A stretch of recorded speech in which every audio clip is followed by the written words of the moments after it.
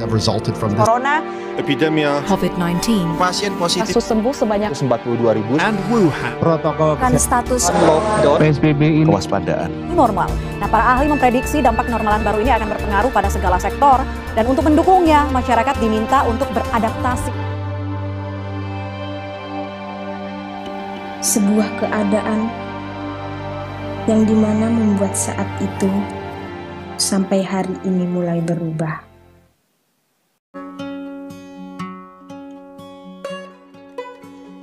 Disematkanlah sebuah kalimat yang dimana disebut era new normal.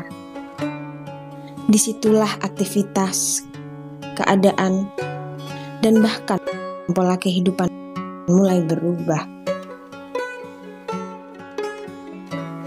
Semua itu bermula dari adanya wabah yang kita sebut COVID-19. Bahwa mereka berdua ternyata positif Dunia pun virus mulai corona. gempar. Korban mulai berjatuhan seperti hujan deras yang tiada henti. Penanganan mulai dilakukan. Tenaga medis menjadi tombak terdepan guna mengurangi angka kematian. Namun semua itu tak terbendung membuat penyebarannya secara signifikan. Minimnya vaskes membuat tenaga medis kewalahan. Akhirnya tak hanya tenaga medis, segala sektor lainnya ikut turun tangan guna membantu penanganan lebih efisien.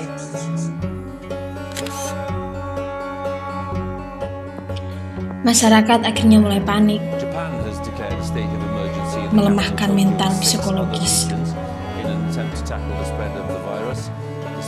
menimbulkan gejolak stigma buruk yang mampu memperkeruh keadaan.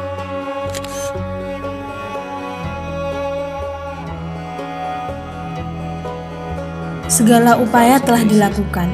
Akhirnya pemerintah beserta Kemenkes menetapkan protokol kesehatan guna mengurangi angka yang kematian. utama adalah ikuti disiplin protokol kesehatan.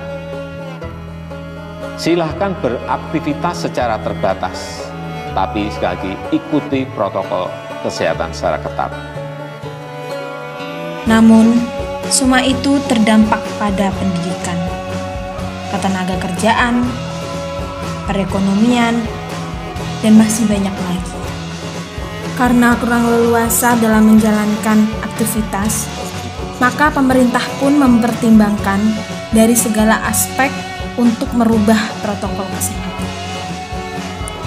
Maka dimulailah babak baru, era new normal.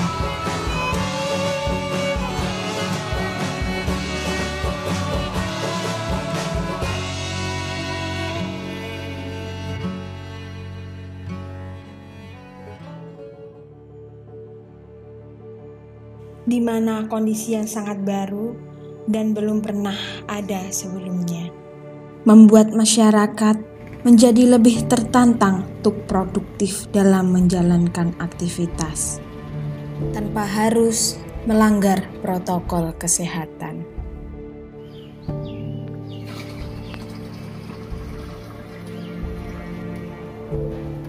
Tanpa ada ketakutan atau kekhawatiran, harapan kondisi normal kembali menjadikan mereka tetap semangat.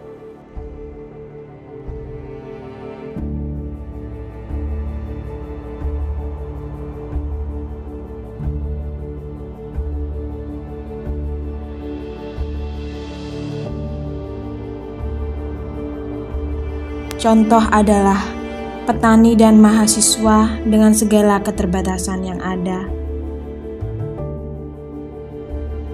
Mereka terus melakukan aktivitasnya masing-masing.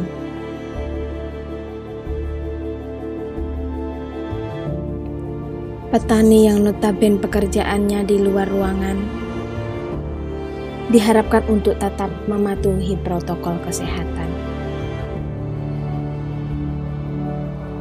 Diharuskan untuk stay at home dan mahasiswa diwajibkan belajar di rumah dengan sistem kuliah daring. Secara tak langsung, itu semua berdampak pada mereka.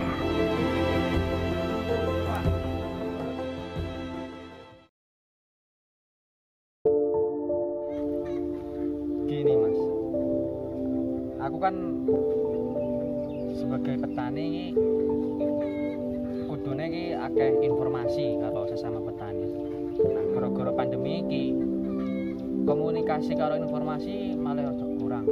Wayahe biasane iki kelompok tani kumpul. Gara-gara enek pandemi iki ora oleh kumpul-kumpul.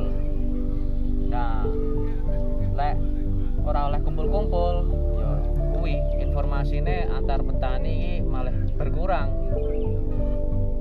Ngono, Mas. Sebagai mahasiswa untuk momen saat ini ya, kita tentu beda ya.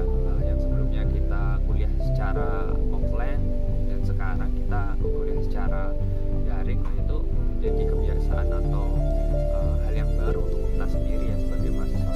Tapi kita di sini coba untuk menyesuaikan, kita coba untuk terus menjalankan kegiatan perkuliahan, dan pada kenyataannya sebagai mahasiswa, seluruh mahasiswa di Indonesia sudah melaksanakan hal tersebut seperti itu. Kalau seperti saya mungkin bermodal internet. Kalau ada masalah apa, saya tanya di internet gitu. Tanaman kok seperti ini, saya lihat di YouTube bagaimana cara mengatasinya. Seperti itu. Terkait itu tentu kita sebagai masyarakat kita harus mematuhi pemerintah. Kita tetap harus menjaga protokol kesehatan. Protokol kesehatan ini kan sangat penting sekali ya, protokol kesehatan itu. Kemudian ya kita sebagai mahasiswa tentu mendukung bagaimanapun pemerintah mengatasi permasalahan COVID ini. Kita sebagai mahasiswa harus lebih dewasa, harus bisa lebih mengedukasi teman-teman semua, khususnya masyarakat, untuk saling menjaga satu sama lainnya. Pakai masker. Yang utama kalau saya, ya bukan saya sepertinya. Semua petani itu biasanya pakai masker, terutama kalau pas lagi penyemprotan hama di tanaman itu pakai masker. Kenapa? Kalau pakai masker itu lebih aman. Soalnya yang disemprotkan itu racun. Gitu. Kalau pakai masker lebih aman. Ya, terkait protokol kesehatan sebagai mahasiswa, dan pada saat ini ya kenyataannya memang kita dihadapkan dengan pandemi COVID-19, ya kita harus mematuhi protokol kesehatan seperti itu. Kita melakukan pencegahan seperti kita menjaga jarak, kemudian kita memakai masker. Dari saya sendiri untuk kendala tidak ada, karena memang hal tersebut memiliki tujuan yang baik untuk kita semua. Kita menjaga protokol kesehatan itu untuk menjaga diri kita semua. Jadi menurut saya sih ya nyaman-nyaman aja. Harapan saya sih semoga pandemi ini segera berlalu ya. Semoga pandeminya segera berlalu, jadi mudah lah. Sejak pandemi datang jadi sulit. Semua orang sulit melakukan aktivitas hariannya. Gitu aja, Mas. Yang penting pandeminya segera berlalu. Untuk harapan tentu sebagai masyarakat ya, saya sebagai masyarakat juga, sebagai mahasiswa, harapan saya ya tentu pandemi ini cepat berakhir, kemudian kehidupan juga normal kembali, kita bisa saling saling bertemu satu sama lain lebih gampang, kemudian mobilitas kita lebih mudah seperti itu ya. Ya itu menjadi hal yang penting sekali. Itu harapan saya sih sebagai mahasiswa, yaitu.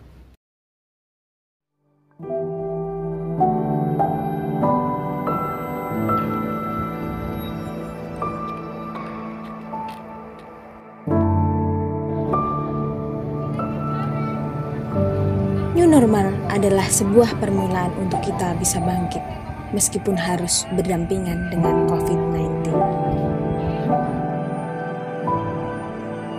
Perlunya adaptasi, menerapkan pola hidup yang sehat, dan menumbuhkan sikap optimis juga penting di era new normal.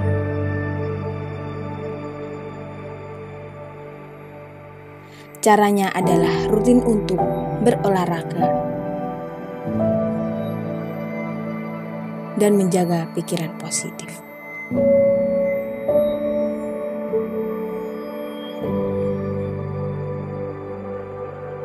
Pandemi ini tidak memandang status agama, budaya, dan ekonomi.